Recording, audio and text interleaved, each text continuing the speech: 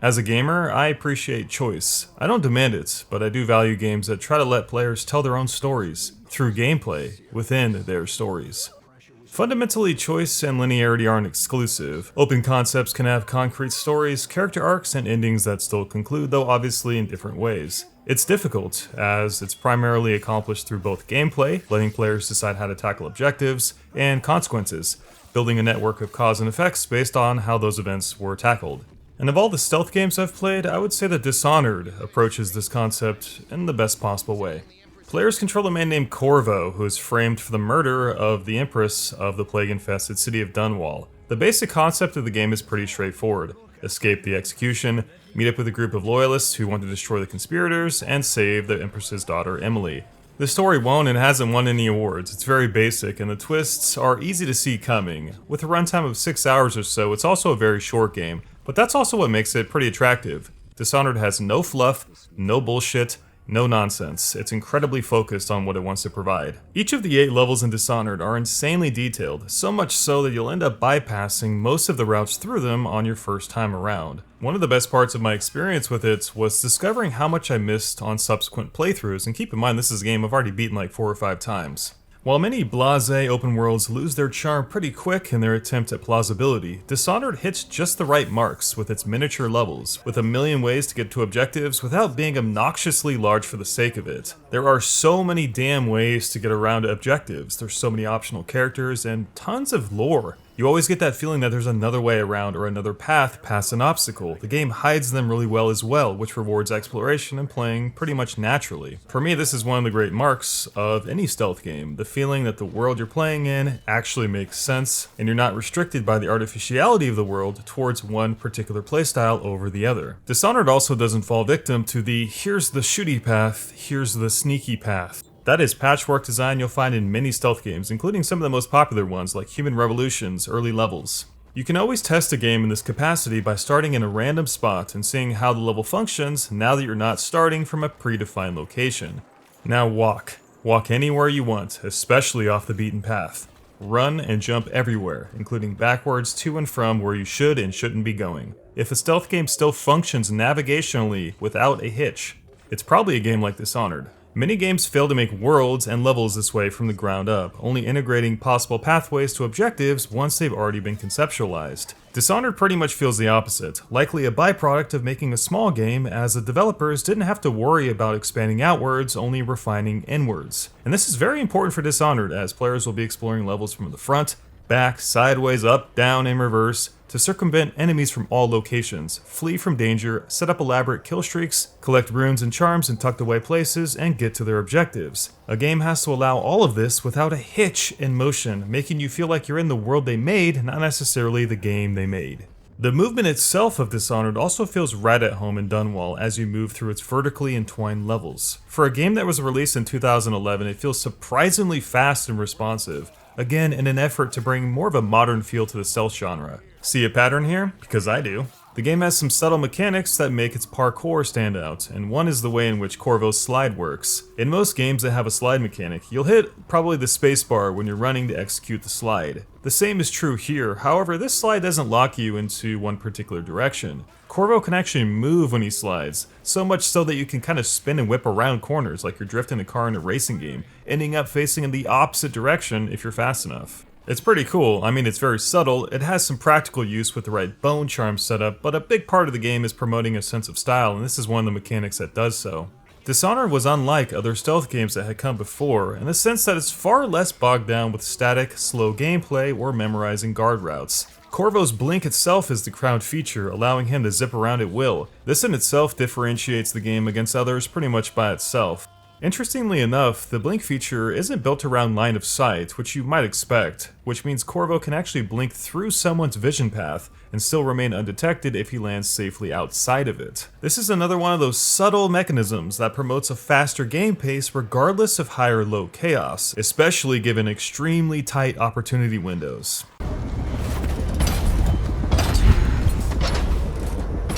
If we're going by the book definition of the word stealth, the blink mechanic though does trivialize traditional wait and sneak through stealth to a degree, as players can circumvent just about any obstacle by teleporting around it, especially if they've upgraded the double jump ability. Unlike games like Thief, almost every situation in Dishonored can be solved with the same basic strategy, which can have somewhat of a homogenizing effect on the gameplay. Almost always, even if you're in a pinch, can you blink somewhere high, wait for an opening and blink behind your target to take him out, blink back out, and repeat. You can also fall from any distance without taking fall damage if you blink towards the ground before impact. So you're pretty much always safe with this mechanic. The game seems to be built around this one gimmick, so much so that other elements you'd expect from a stealth game are somewhat missing. You don't get very many distraction opportunities, there's no light and dark mechanics, and footstep audio is basically non-existent. And I'd have to say these things are pretty important in most stealth games, to extend stealth outwards into emergent play, and I don't find it a coincidence that they're omitted here, since Blink pretty much covers all the bases. However, that's not to say that Blink isn't fun. It absolutely is, and given the short runtime of Dishonored, the mechanic never gets old. I'd be lying if I said I wouldn't miss it. However, as a stealth tool in a mostly stealth-encouraged game, it's almost too much of a jack of all trades, because pretty much any challenge in the game can be conquered with the use of this one mechanic, and often this one mechanic alone. Corvo's other tools are also extremely powerful, such as slow time and the crossbow, which turns him into an untouchable sniper once the zoom feature has been unlocked. They make the game just a little bit too easy. However, as a trade-off, they give the game great personality and they're super duper fun, and of course, they make for those great John Wick moments.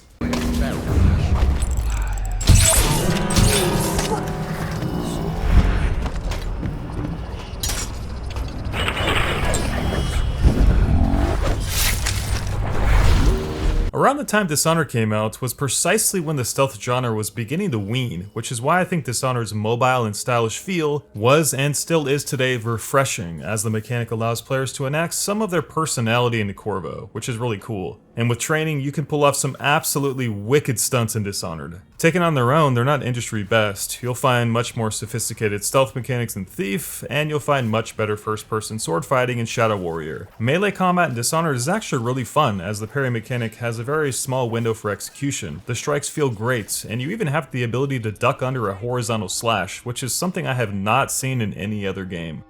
It's a bit janky as the hitboxes are completely broken, and it isn't exactly avant-garde mechanically speaking. One thing that annoys me particularly in the melee combats was the invincibility guards have when they're aiming their gun at you. It really makes no sense that you can't just slice their head off. However, as a sword fighting system in a primarily stealth-based game released 9 years ago, I'd say it's perfectly enjoyable even today. And don't forget, Skyrim had come out a year before Dishonored, and even though that game is an RPG, the sword fighting was miles behind Dishonored. The main draw to Dishonored, though, is how the player's gameplay affects the storytelling. Consequence is the main theme of Dishonored. This isn't a game where you can murder 1,000 people and still be the good guy. You're ultimately held responsible for what you do, reflected not only in various endings, but with different interactions and conversations within the environment as you play. There's a lot of hidden treasures to find in this game, and if you come back to the same spot with a different chaos level, chances are they'll be different. Either way, the meta theme of Dishonored is a big moral lesson in how seductive power is. The game gives you tremendous selfish power throughout the entire game. You can kill everyone you see, no one, or any amount in between. Hell, you can even kill Samuel the boat rider if you want to. I liked Samuel at first, because he was pretty nice, but he kind of became a dick later on, justifiably based on my actions of course. But all the same, the game gives you the choice to kill or let live, and when he pretty much kicked me out of the boat on the final level, I had to slice his head off.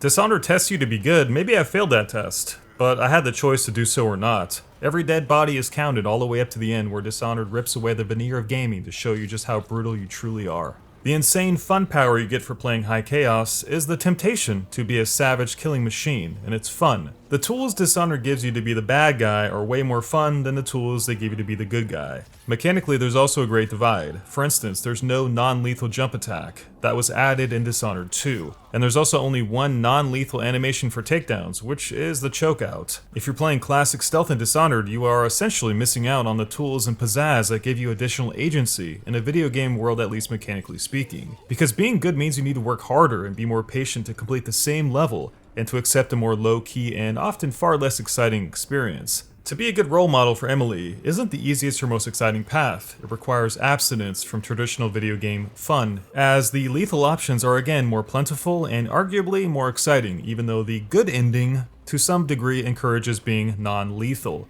At least if we're looking at the canon good/bad ending that some are searching for. I don't actually see it that way though. I don't find the high chaos ending to be bad, I just find it to be different, and definitely suitable to what Corvo had to do to get it.